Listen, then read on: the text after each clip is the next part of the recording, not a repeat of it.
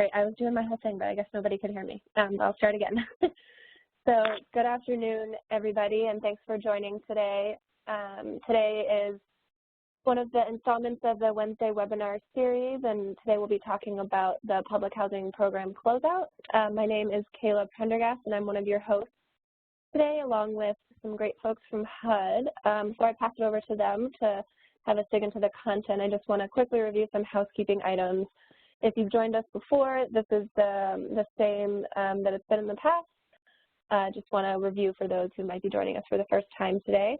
So the speakers from HUD will share their knowledge for the first part of the presentation, and all remaining time will be reserved for questions.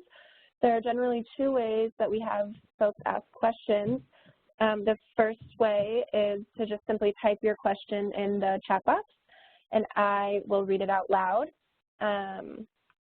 to the presenters, and they'll answer it that way.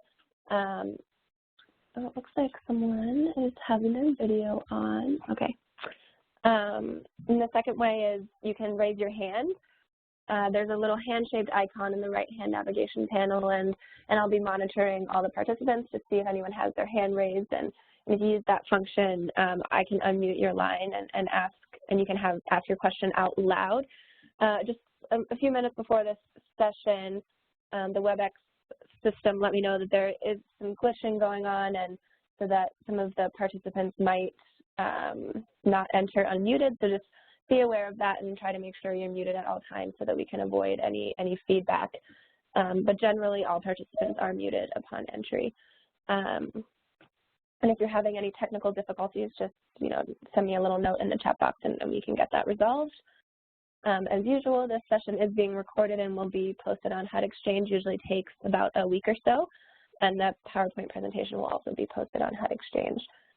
And lastly, we have a little survey that pops up on in your browser once you close out of today's session, and we really appreciate any feedback that you have for us. So if you could take a few minutes to fill that out, that would be great. And with that, I'll pass it over to Dan. Thanks, Kayla.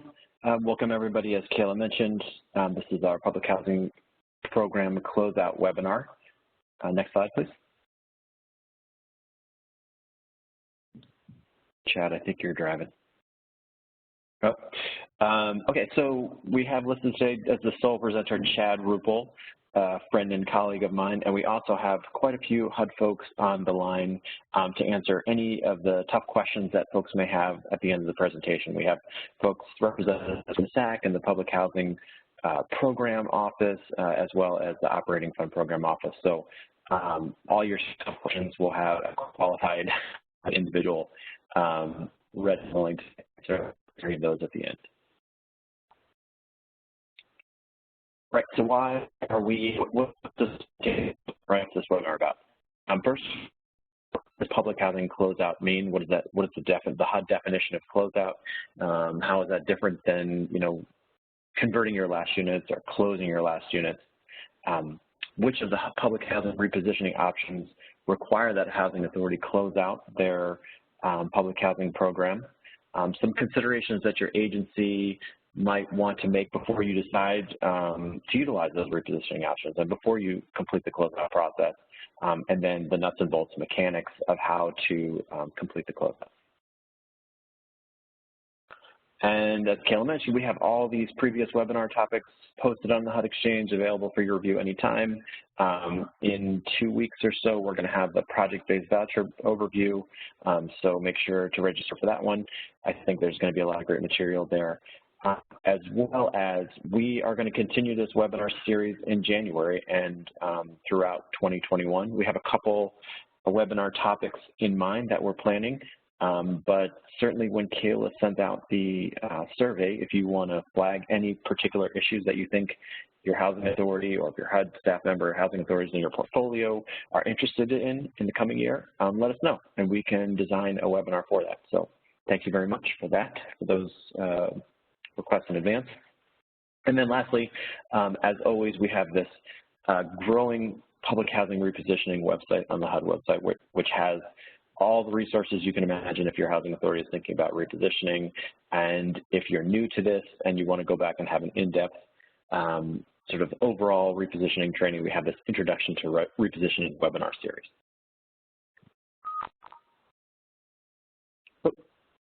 And with that, I'm going to turn it over to Chad. All right. Thanks a lot, Dan. And as Dan mentioned, so there's a number of excellent HUD contacts also serving as panelists here. So I'll be leading the presentation, but if others want to join in, if you hear other voices, don't be alarmed, I should say. So first of all, what does Public Housing Program Closeout mean? So in this case, what we're talking about is really closing out the Public Housing Program. It has nothing to do with the actual Public Housing Authority itself, right? So this is sometimes a source of confusion. We just want to start the presentation by making this absolutely clear, right? Like local public housing authorities, PHAs, they're established local government entities. There are a lot of PHAs that do not operate a public housing program, and as part of repositioning, what we're really doing is moving housing units, public housing units, to the Section 8 platform, and at the end of the day, you would have presumably no more public housing units if you're going through the repositioning process, right? And so this webinar today is really focused on that process of closing out the public housing program. It would have no impact on the existence of the housing authority itself.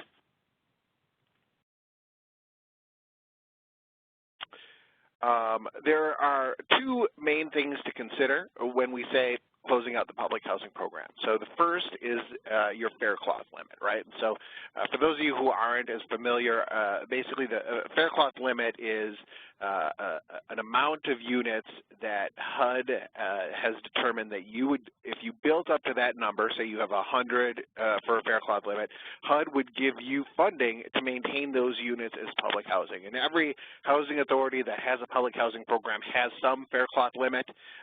If you check out these fair clause FAQs that are referenced at the bottom of the presentation here, you can get more information. We publish the fair clause limit for each housing authority, and by closing out your public housing program, what you're really doing is saying, okay, whatever my fair clause limit is, I'm not going to use those units, right? I'm never going to take the opportunity to develop those units and get funding from HUD. Again, there's a FAQ on the repositioning website to give you more information. The other thing that we're talking about is really closing out any other assets of the public housing program. So these are public housing program grants, the general program assets, the properties, and the public housing central office cost center. So the COCC, a lot of PHAs have set these up, and that is an element of the public housing program. And we'll get into more of these assets shortly.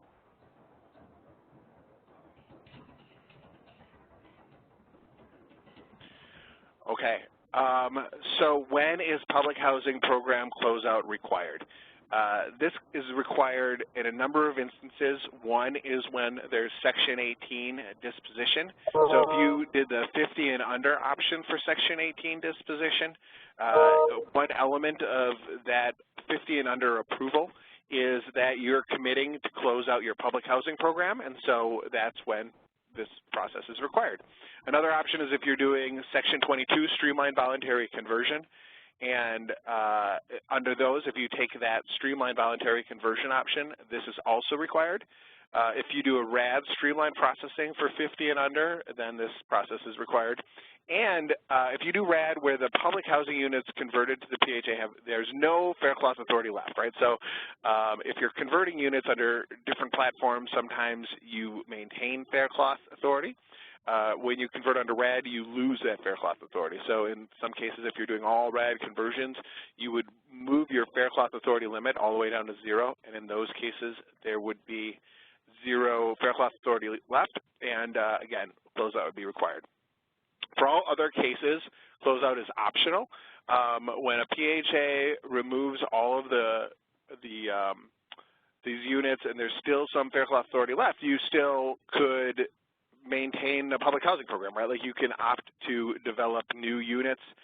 You do have to be mindful of the period of performance for the grants, and we'll get into what that means shortly, but just as a general context, right, like as long as you have fair clause authority as a housing authority, you can still, and you didn't take one of these other options, you can generally still maintain your program you don't have to close it out.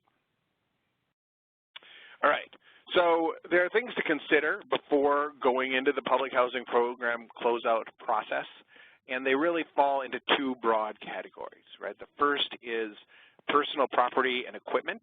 So these are the things that you used as a housing authority to run your public housing program. So it could be any kind of equipment, right, like lawnmowers, things that were purchased to maintain those different properties, any kind of real estate that's associated or purchased with public housing funds. These are all we would consider like elements of the public housing program.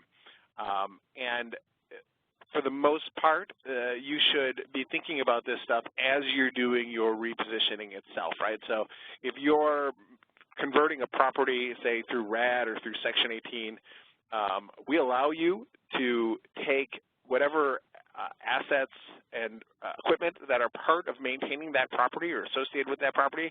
You can convert that at the same time as you do your repositioning. But we expect that you would negotiate that and document it as part of the conversion process, right? So let's say there's like a tool shed or maintenance equipment at a site. Those we would expect would stay with that site during the conversion process, but you should negotiate it as you go, right? So that as you're repositioning your inventory, you're also repositioning the personal property and equipment that's associated with that inventory, you're also converting over. The next big thing to think about is your public housing funds. And public housing funds are a little bit different. RAD is the only tool that allows housing authorities to move public housing funds directly into the Section 8 program, right? So no other, it's just not allowed statutorily under Section 18 or Section 22, any other conversion, right? Like when Congress appropriates funds for public housing, they must be used for public housing. When they appropriate funds for Section 8, they can be used for that. But there's no mixing, and RAD is the only tool that allows that. And for RAD mixing, it still has to occur as part of the RAD conversion, right? So if you have public housing funds, you can do a RAD conversion and identify those funds prior to the conversion, and then at the conversion they would switch over and they could be used for Section 8 purposes, right? So if you want to establish a reserve, that's how you do it. You can't move public housing funds to a RAD property after conversion, right? That has to be done at the conversion process. And obviously there's a lot more RAD materials on this. The other thing to consider is there is a unique provision in the latest RAD notice called the PHA partnerships provision. We're not going to get into it a bunch here, but if you check out that section of the RAD notice, you can, there's options there where you could still convert public housing funds in order to help with a different RAD conversion, right? So you could maybe transfer funds to another PHA that way, but it's those two options really through RAD is the only way you can convert these public housing funds. The other thing to think about is non-dwelling property, right? So as a housing authority is running different properties, running different public housing program properties, there's inevitably going to be some level of non-dwelling property that's associated with the properties, right, like through the program. RAD allows the conversion provided that they support that property, right? So if it's, a building with a lot next door, or maybe that the lot supports that RAD property, then RAD allows you to convert that non-dwelling property over through RAD. Otherwise, if you don't have that RAD option, Section 18 is the primary way that PHAs would be able to transfer this non-dwelling property out of the public housing program. That's typically through the Section 18 disposition process. You would apply to the SAC in order to go through that process. And depending on,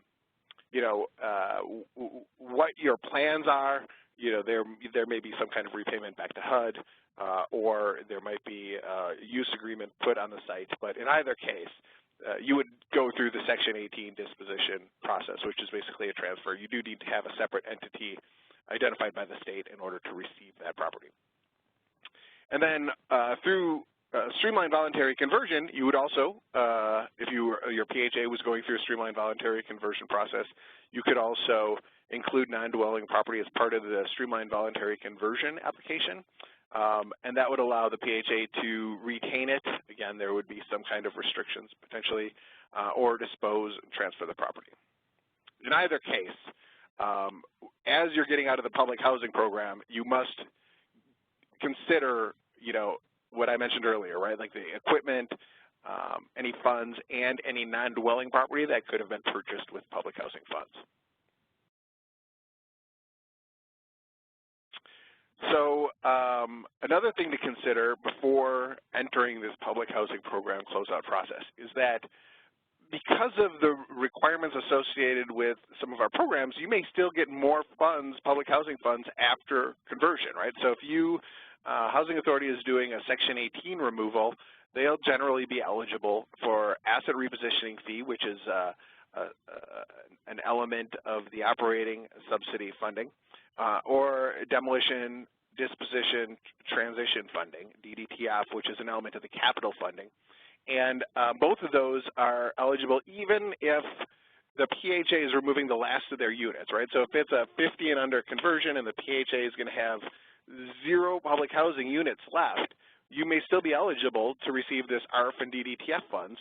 And so housing authorities should think about that, right? If there's an eligible use, you may want to use those funds, or at least be mindful that they would be available if there was going to be some kind of a PHA transfer consolidation, which we'll get into. But the main thing to think about is the funds, the public housing funds that you have, as well as the public housing funds that you may have. And to learn more, we have a link here to the DDTF and ARF summary. Again, this is on the Public Housing Repositioning website. The other thing to think about is the costs associated with the closeout, right? So we know that closeout requires a bit of legal fees, right? There's audits, accounting fees, and there's also going to be some requirement for record retention, right? Like those requirements don't go away, and that's going to cost the PHA money. Those are all eligible sources or uses for public housing funds. And so as the PHA is planning to do this public housing closeout process, you should also think about how much are these going to cost and make sure that it's budgeted somewhere in the process, right? Like you don't want to convert all of your public housing funds or spend all your public housing funds, try to do the closeout, and then realize you don't have any public housing funds available to pay for the final program audit or the legal reviews that are necessary. So again, something to think about before really engaging in the public housing closeout process. So there's a couple more things to think about, and this really gets into the financing of the how you're running your public housing program, right? So as I mentioned at the very beginning of this presentation, the Central Office Cost Center, the COCC, is an element of the public housing program. And so if a PHA is taking advantage of that for running their different properties, you should be aware that that is going to go away. When the public housing program is gone, the COCC must also go away. And oftentimes, the COCC is the source of funding for things like OPEB, other post-employment benefits, like pensions, other public housing program legacy costs. A lot of times that comes out of the COCC. And when that goes away, obviously the source of funds for those costs go away. And if it's directly related to the public housing program, then you can't really use Section 8 funds for it either, right? So you have to work to try to identify those costs that you may have and look for a source of revenue for those. To help with this, we have a pension administrative considerations handout. It's on the Repositioning website, and you'll see there's some things to consider as well as some tips, and obviously you can always talk to your field office for assistance or email repositioning@hud.gov. So some of you may be asking, a common question we get is, so let's say you're going through this closeout process and you have 0 public housing units, but you still have some leftover public housing funds, right? Like, so you still want to use these funds, right? You want to, you have some expenses, and so here's just a few things that you may want to spend those public housing funds on when you have 0 units. And you've decided already, I think, not to develop new units, because obviously that would be a source or use of those funds. So as I mentioned earlier, there's accounting and legal costs associated with the public housing program. That's a great way to spend those funds. Any remaining public housing program liabilities, you can use those funds for. If you have any property that requires, public housing property that requires maintenance or site remediation prior to disposition, so let's say you have some excess non-dwelling property you want to be able to get rid of, you need to do some upkeep on it in the meantime, this is a use of those funds. And then finally, the record retention requirements, right? So we have, it's generally 3 years, but there's other requirements that are spelled out in 2 CFR 200 that you should be aware of.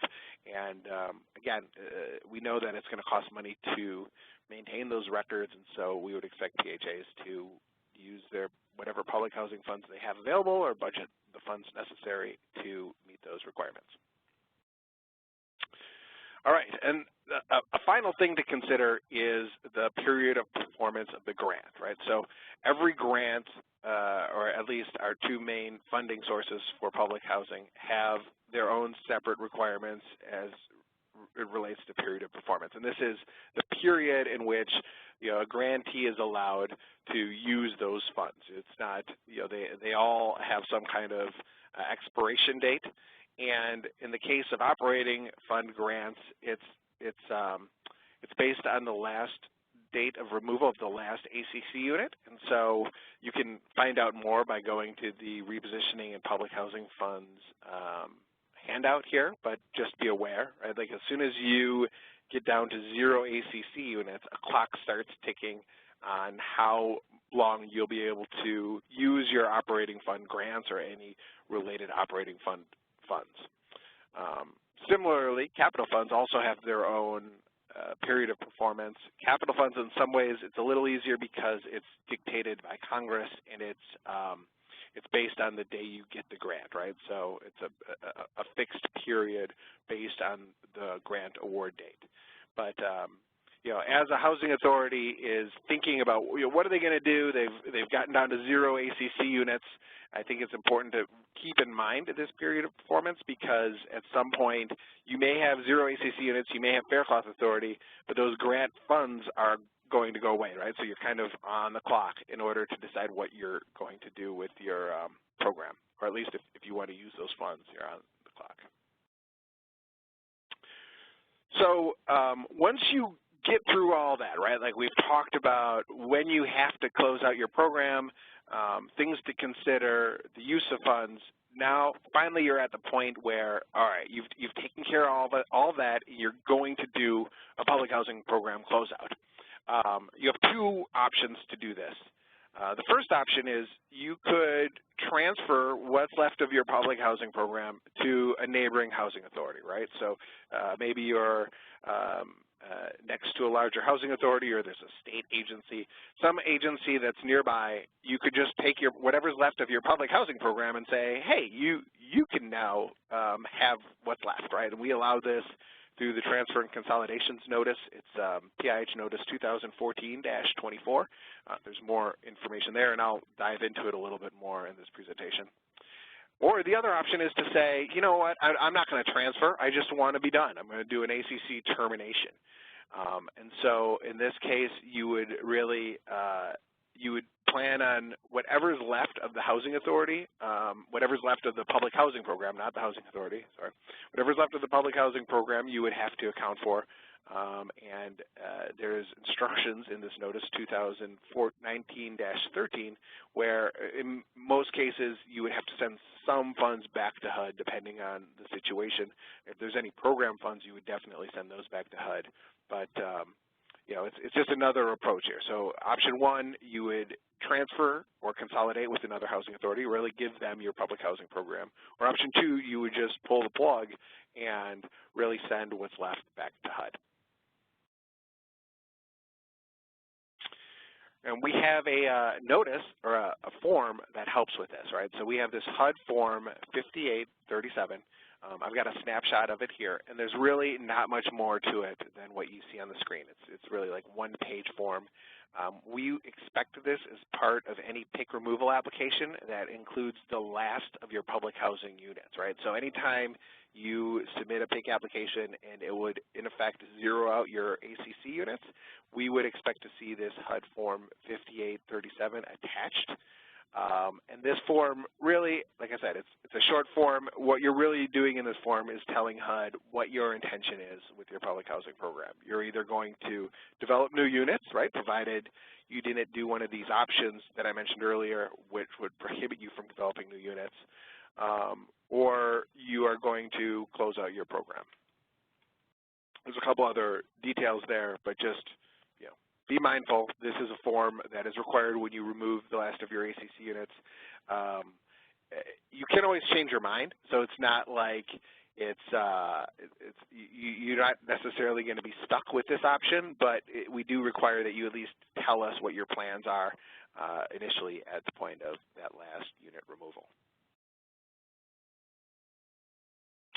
Okay, so I'm going to dive a little bit more into how these options work out, right? So the first option is transfer your public housing program. So again, this is in PIH Notice 2014-24 is what we're following.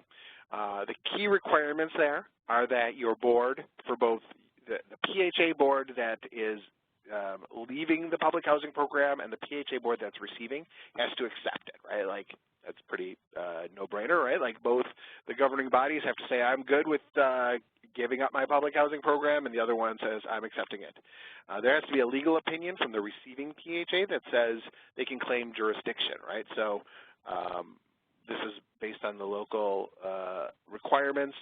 Different jurisdictions have different requirements, but what we want to be able to say here is, if you're PHA that's in that metro area or nearby, that you can manage, you can claim jurisdiction in that new area, right? Like the receiving PHAs or the donating PHAs area. We still require a final program closeout audit, and we require a resolution of claims. Now, there's some other requirements in there. If you go through that notice, you'll see it's a pretty lengthy list. But most of the time when this transfer is happening, we would expect that there's no property remaining, right? Like, we would expect that you would, as a PHA that's leaving the public housing program, you would have already done all the removal of property and kind of taken an accounting of what's left of your program. And at the end here, what you're left with is more of a shell of a public housing program with some fair cloth authority, maybe some HUD funds, and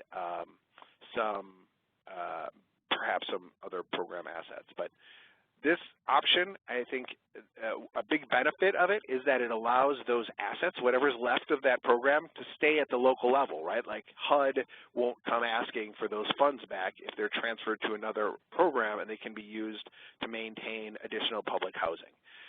The other benefit is that it preserves that fair cloth authority, right? So if a housing authority, as I mentioned early on, RAD is the only real repositioning tool that pulls down a PHA's fair cloth authority, right? Like, every unit removed through RAD reduces the fair cloth authority. But under just the way our requirements work out, under a Section 18 removal, you would maintain that fair cloth authority. And so you may do a removal through Section 18, end up pulling out all of your units, but you would still have fair cloth authority remaining, and you may be restricted by how that approval was done, right? So like I said earlier, if you do a 50 and under removal or justified by 50 and under, you have to commit to HUD to basically say, I'm not going to develop any new fair cloth units, but you could transfer your program to a neighboring jurisdiction, and they could develop the fair cloth authority, right? So we don't hold that commitment in perpetuity associated, with those fair cloth units. And this is, again, another way where housing authorities can preserve this ability, right, to develop new units, to receive funding from HUD, as well as to preserve these funds. And in many cases, I think you'll see it's maybe a good solution for PHAs that are already getting out of the public housing program, maybe they've made a commitment that they have to get out of the public housing program, and this transfer or consolidation is an easy way to kind of get to that final box where you're transferring whatever's left to someone else, a neighboring housing authority, and you would meet your requirements for closing out your program. The other way you can do it, as I said, this is option 2, right? Like you can follow PIH Notice 2019-13, and you could just terminate your ACC. The requirements are sort of the same. You still need a board resolution. You need a legal opinion. You need an SF 425. So this is, again, a really short government form, basically telling HUD you have 0 public housing program funds remaining. So in order to get to that, what we would expect is that if you did have funds remaining, you would send it back to HUD, right? And so I guess that's not entirely spelled out here, but unlike the other option where you're doing a transfer and say you have $50,000 of public housing funds remaining in some account, the transfer would allow you to transfer those funds to a neighboring PHA. The closeout or termination of ACC allows you to transfer those funds right back to HUD, and that's a requirement in order to complete the termination process. Again, you need a final public program closeout audit, similar to the transfer. Again, we're expecting it to show 0 in public housing assets because everything would be gone.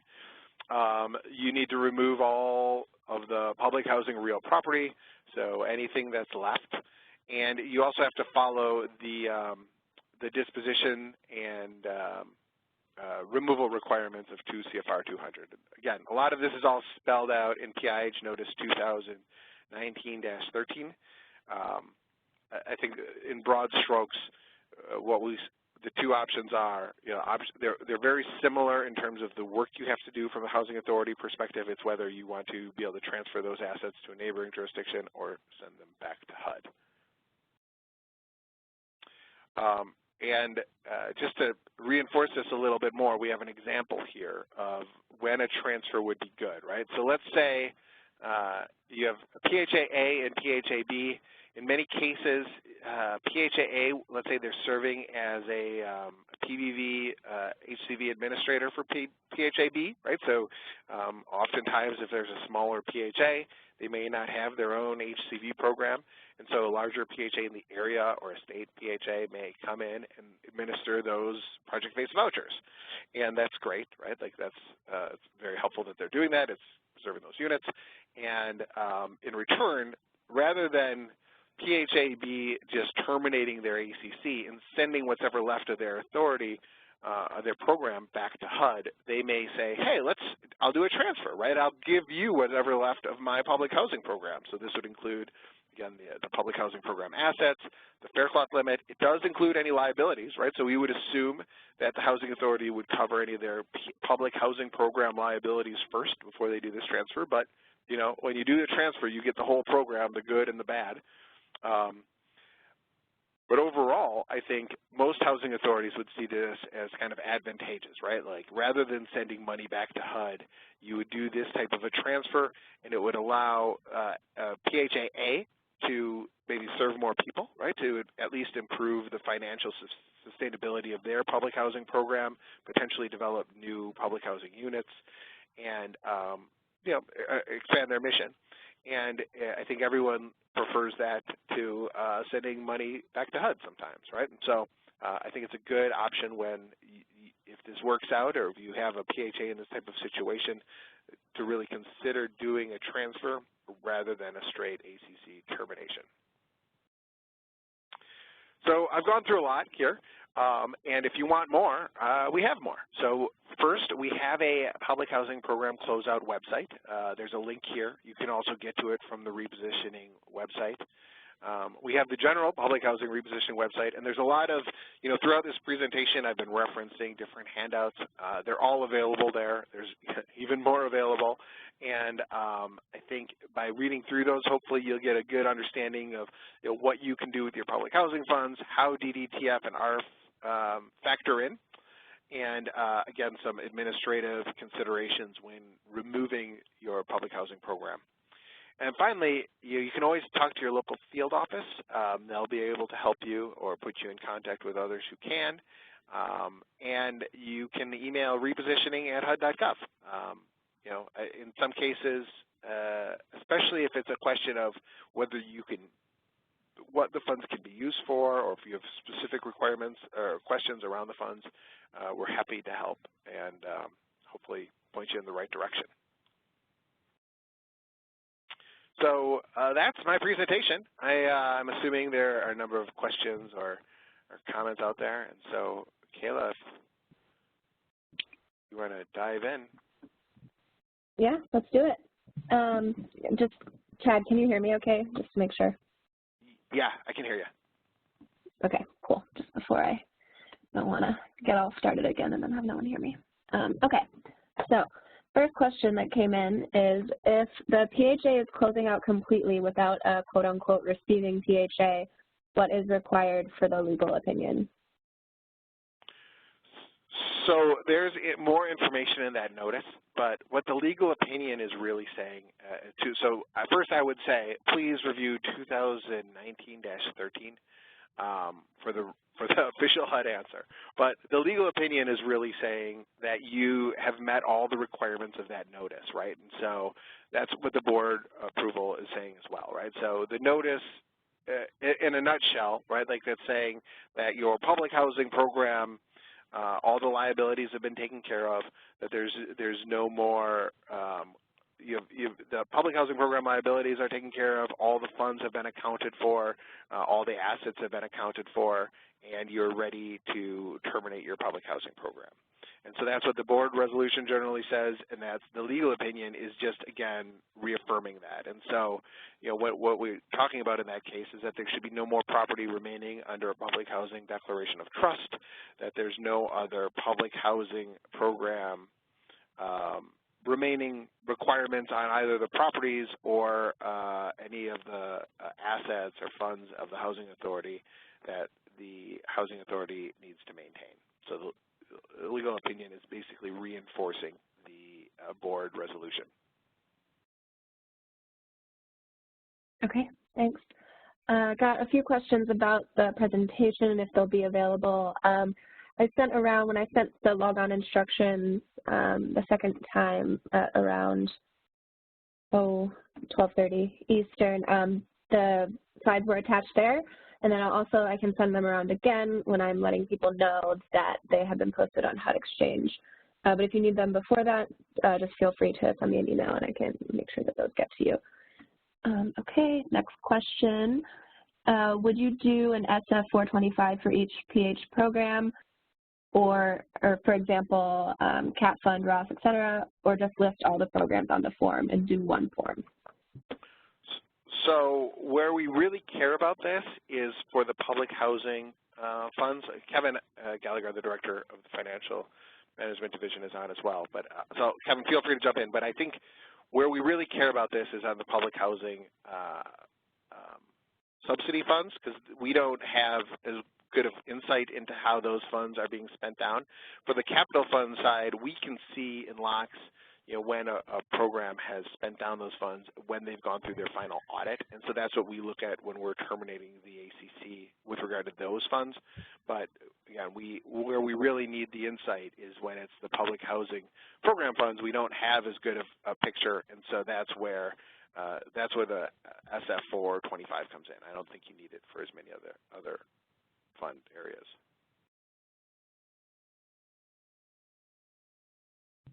Okay. Next question.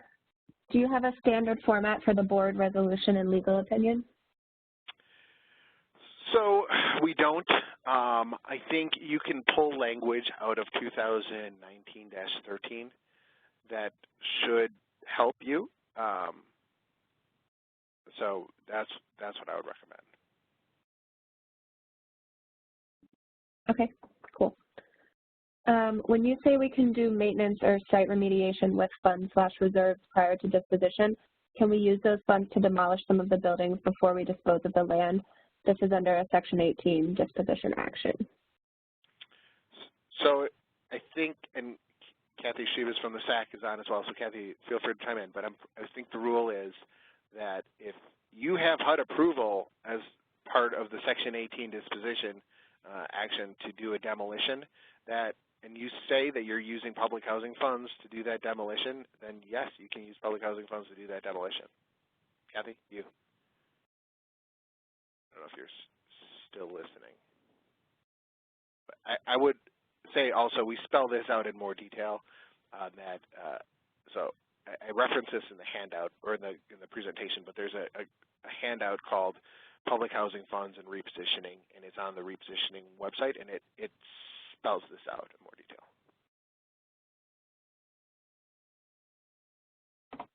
Okay, thanks. Next question, can you transfer capital fund grant money through to RAD as a contribution to reserve, or do we actually need to spend them first?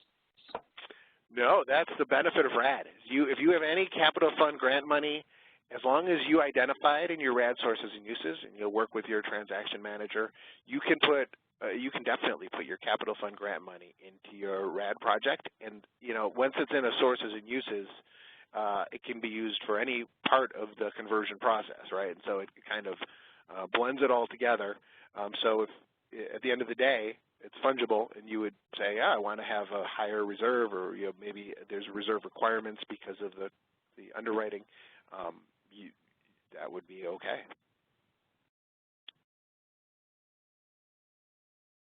Great.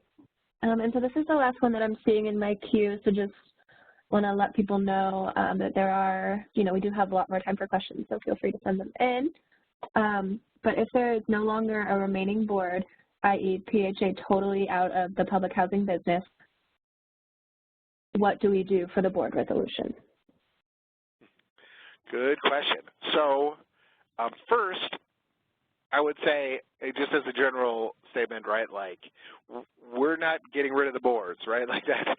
In many cases, these PHAs, and maybe I'm sure the person who's asking this question maybe understands this already, but I just want to reinforce this, right? Like the local control is a key element, I think, to all of our repositioning strategies still, and I don't want to have any kind of indication that we're going to get rid of the boards, right? Like a housing authority repositions, the board should still be there. The housing authority itself will still be there. It's just their public housing program, which is one element of a lot of different things that they do that will go away. And so hopefully we're not seeing situations where the public housing program goes away and the local jurisdiction just stops doing any of the mission of the housing authority, right? Like that's not what we want.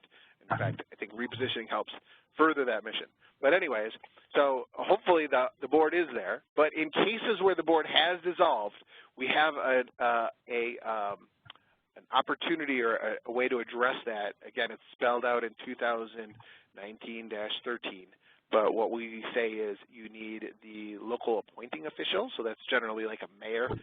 They can also do the certification. Okay, and just the person who asked that question said a clarifying statement while you were answering, so I'll just read that out now. So I'm referring to the old public housing dispositions where PH only had public housing, and they disposed of it. And they disposed of all the public housing. Not sure if that changes your answer, but just wanted to read that. No, I think it's still the same case, right? Like if you're a public housing only housing authority, I think the way that we're looking at this is that you are a locally established entity that runs affordable housing in your community, and you are the only funding you're getting from HUD is from the public housing program. And now you're repositioning, you may get funding from HUD, maybe you don't, maybe you have a contract, a HAP contract with a neighboring housing authority. In either case, you're still that same locally established government entity serving affordable housing in your community, right? Like that mission, the housing authority itself shouldn't go away. But in either case, we do have a solution, right? Like we know that in some cases maybe the board may disband, and we want to still have an option to terminate that ACC, and we just would look to the appointing official. Okay, thanks. So next one, what does the housing authority do when it has excessive OPEB liabilities to transfer before closing out its public housing program? So that's a struggle, right? I mean, I think just speaking frankly, right, like housing authorities are like lots of local government entities, and depending on the situation they've gotten in with pensions, they could have significant OPEB liabilities. Again, I would point people to that handout that provides a couple options. And I would say, you know, HUD doesn't necessarily have a straight answer. We would say look to options to continue funding that, and I think the local field office can help you, if maybe not come up with ideas, but tell you ideas that are not legal, right? So we can definitely help, and I would encourage, if you're a PHA in this situation, to check out that handout. We tried to outline some options there. I think this is an area where hopefully we'll continue to produce more guidance as we can. And in the meantime, if you have specific questions, you can always email repositioning@hud.gov, and we can loop you in with our accounting experts or program experts and try to give you the best guidance we can, right? I mean, I think, as I mentioned earlier, this is in a situation, in many cases, that's unique to housing authorities. It's kind of an issue for government entities all over the place. But we can definitely help you figure out some options or figure out what you can and can't do. And I think that handout is a good starting spot. All right, awesome, thanks. So next question. Okay, so this came in 3 parts, so give me, just bear with me. Can a PHA use capital funds after ACC removal for relocation costs as a result of rehab if these funds were budgeted during closeout? And to clarify, the relocation would be temporary. The residents would be able to return to their original unit if they choose.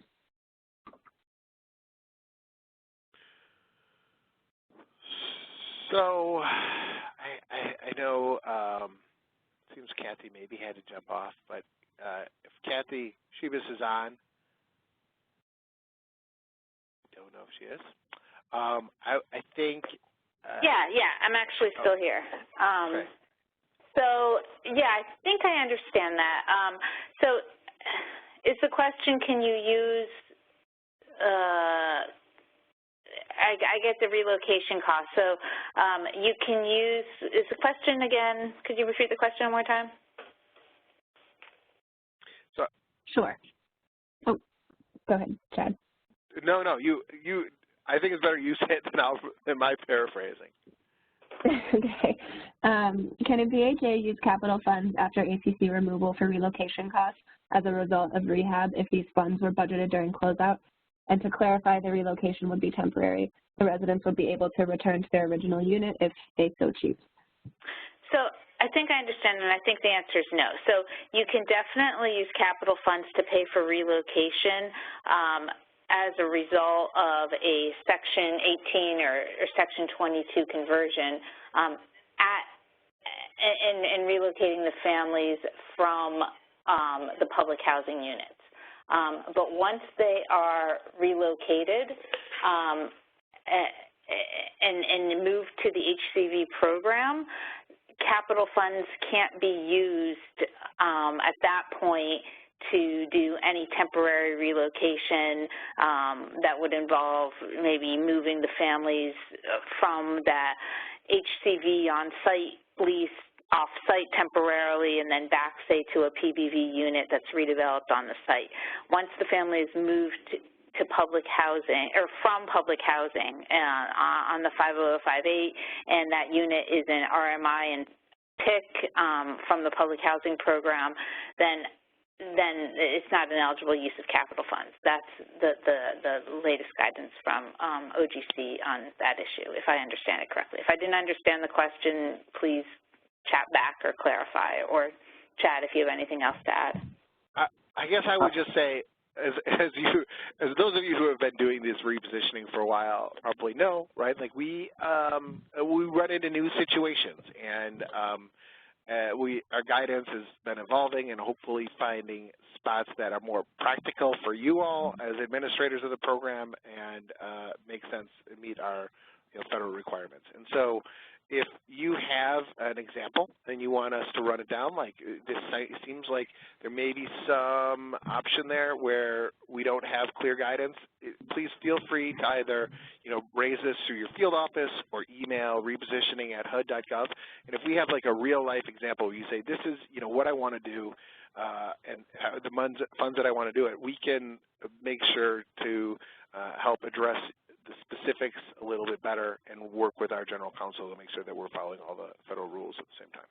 Right, Chad, that's a great point. A lot of this is case by case and situation by situation. So I think generally what I said is correct, that once the family is removed from public housing, the public housing program, capital funds can't be used, but, of course we should look at everything on a case by case individual basis.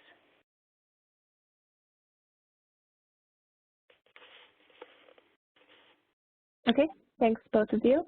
So next question, and the person who asked that question said thank you. So sounds like you guys answered the question.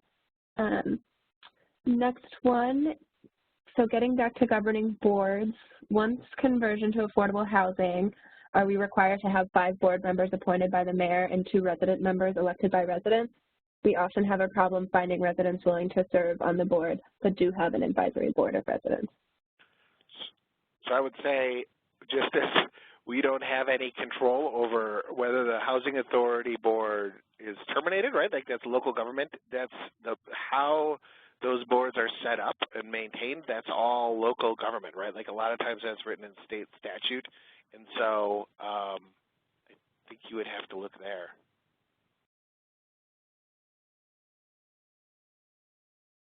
Okay, thanks. So those are all the questions that I'm seeing in my queue at the moment. Give it a few more seconds and see if anyone else has a last-minute question they wanna drop in.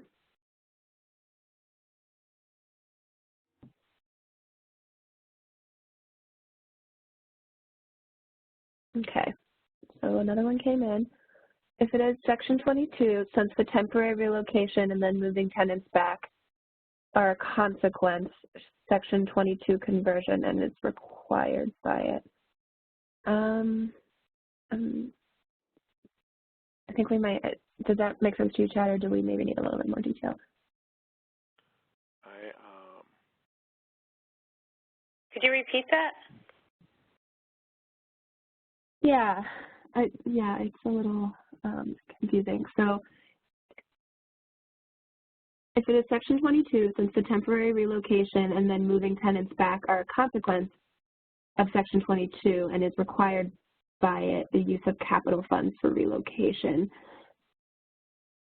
Sorry, I'm not really understanding that one. Maybe if you could write it out again. Previous question about the use of funds to move the families back to the site in conjunction with the Section 22 conversion that involves redevelopment, perhaps. But yeah, we might need more clarification to get that. We got a yes in the middle of what you were saying, Kathy. Okay, so I think again, these are complicated issues when a streamlined voluntary conversion or a Section 18 disposition involve redevelopment, and when a housing authority wants to give families the right to return to the site post-redevelopment and is looking for sources of funds to facilitate that. Again, it gets tricky once the families are removed from the public housing program to be able to use capital funds to move them back to the redeveloped units.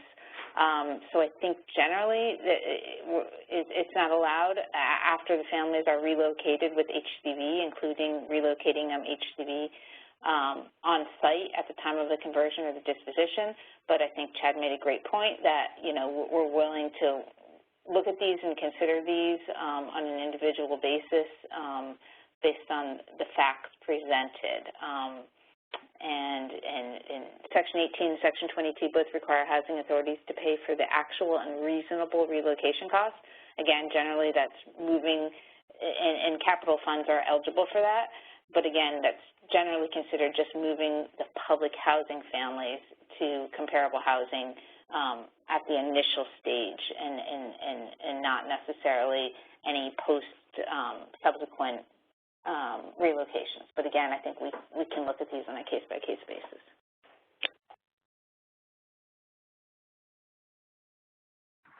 Okay, great. So that's still the only question that I have in my queue. It's, Chad or Dan, I don't know if you see anything in yours that I'm not seeing, but I think that's all we have right now.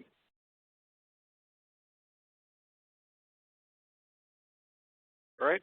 Well, I appreciate everyone listening in. I think, I know there's a lot of things PHAs are considering as part of the repositioning process, and there's all these webinars we've created and things to, a lot of tough decisions PHAs have to make and think about and plan for. And I appreciate folks listening in on this. I think that it sometimes maybe doesn't get as much of attention because it kind of comes at the end, but I think the more PHAs think about their closeout strategy early on in the process would help them just make sure that they're using their funds efficiently. And again, our goal, I think, is the same as yours, to hopefully help PHAs utilize these funds as best as possible and not send things back to HUD. And so I appreciate folks listening to this. And again, I would say, we have a lot of resources. If you need some follow-up questions or need help, your local field office is there. We have this repositioning email box, and there's a lot of stuff on the repositioning website. So thanks, everyone.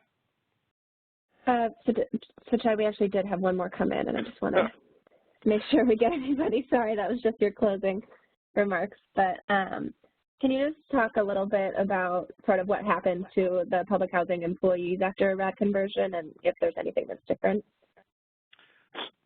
So we don't specify that, right? Like we don't. You'll see the RAD notice.